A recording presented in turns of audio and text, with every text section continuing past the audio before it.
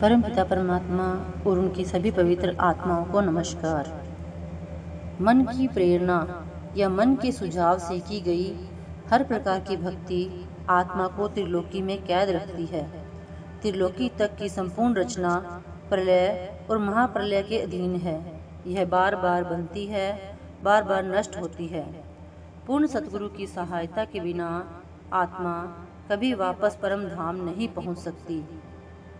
मन को मन ही के द्वारा पैदा किए गए भक्ति के साधनों द्वारा वश में नहीं किया जा सकता।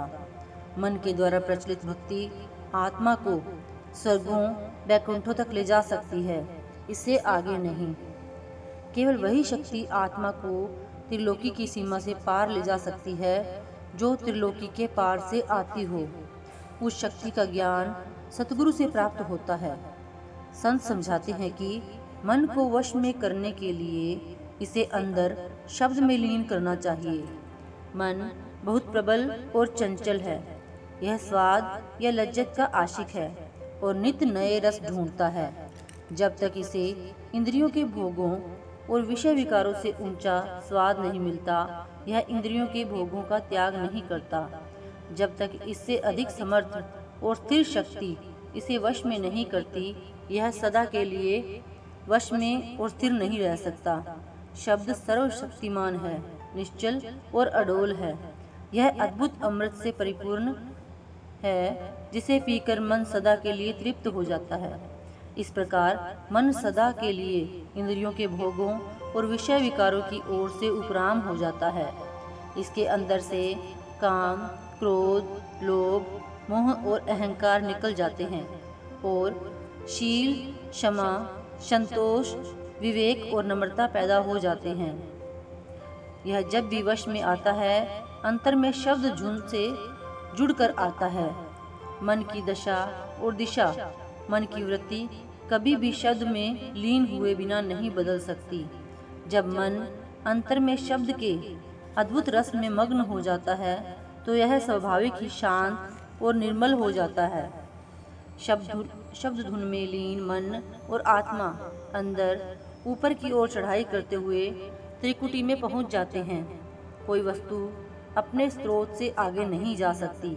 जब मन और आत्मा संसार और शरीर की ओर से उलटकर आंखों के पीछे आकर शब्द को पकड़ते हैं, तो मन शरीर से अलग हो जाता है। जब मन और आत्मा दूसरे आध्यात्मिक मंडल त्रिकुटी या ब्रह्म में पहुंचते हैं, तो मन उस मंडल में लीन हो जाता है और आत्मा मन से अलग हो जाती है। इस प्रकार जड़ और चेतन की गांठ खुल जाती है। गुरु साहिब फरमाते हैं कि चाहे मन आत्मा का शत्रु है, पर इसकी शत्रुता को मित्रता में बदला जा सकता है। मन में अपार शक्ति है।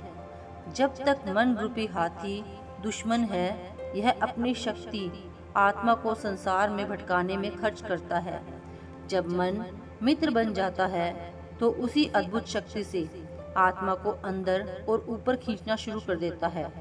मन को मित्र बनाने के लिए इसका रुख, इसके स्रोत त्रिकुटी की ओर मोड़ना आवश्यक है। जब ध्यान पूरी तरह आंखों के पीछे शब्द में लीन हो जाता है, तो मन को शब्द में से वह अद्भुत रस मिलना शुरू हो जाता है जिसको पीकर वह सदा के लिए तृप्त हो जाता है। वह अपने स्रोत त्रिकुटी में लीन हो जाता है और आत्मा उसके पंजे से आजाद होकर अपने परम धाम की ओर उड़ जाती है।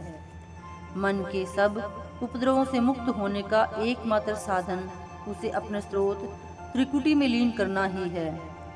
शब्द से टूटा हुआ मन अमर बेल के समान है। अमर बेल की अपनी जड़ नहीं होती। वह वृक्ष पर जन्म लेती है, उस पर ही फैलती है और फिर उस वृक्ष को ही सुखा देती है। मन जड़ है।